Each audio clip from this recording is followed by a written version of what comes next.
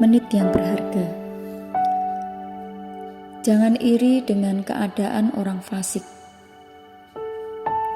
Jangan bandingkan hidupmu dengan orang lain, karena kamu tidak pernah tahu pelajaran apa yang telah mereka lalui. Belajar di dalam Mazmur 73 yang berisikan tentang pergumulan hidup yang dialami oleh Asaf ketika melihat keberadaan orang-orang fasik yang secara kasat mata tampak lebih mujur hidupnya dibandingkan dengan mereka yang hidup takut akan Tuhan. Mazmur 73 di ayat 4, ayat 5 dan 12 di sana dikatakan, sebab kesakitan tidak ada pada mereka, sehat dan gemuk tubuh mereka. Mereka tidak mengalami kesusahan manusia, dan mereka tidak kena tulah seperti orang lain. Mereka menambah harta benda dan senang selamanya. Hal ini menimbulkan kegundahan dalam diri Asaf, sehingga ia sempat komplain kepada Tuhan dan mempertanyakan keadilannya.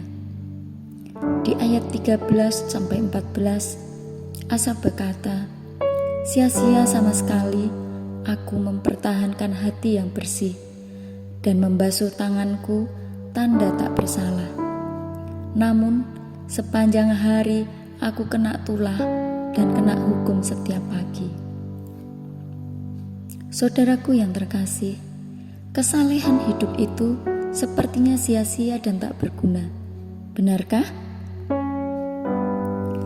Sesulit apapun situasinya, biarlah kita tetap mengerjakan bagian kita, yaitu hidup benar di hadapan Tuhan dan senantiasa tinggal dekat dengan Dia.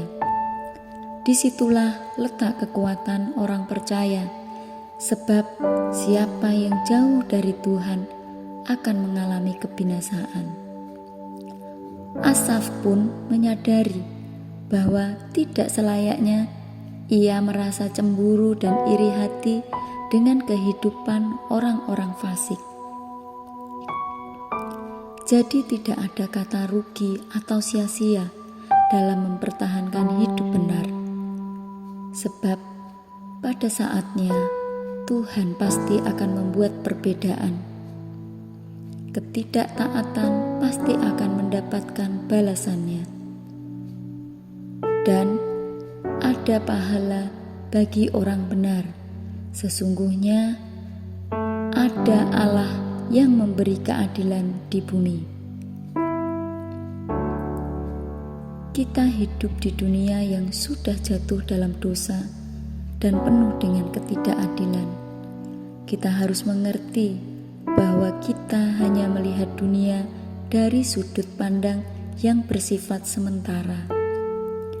Memang hidup orang fasik sepertinya sangat senang.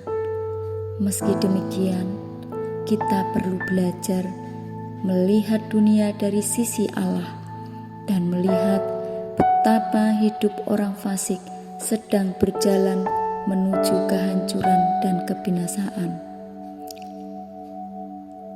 Tetap bersyukur dengan apa yang kita alami, karena Tuhan menyediakan hal yang luar biasa di akhir hidup kita nanti.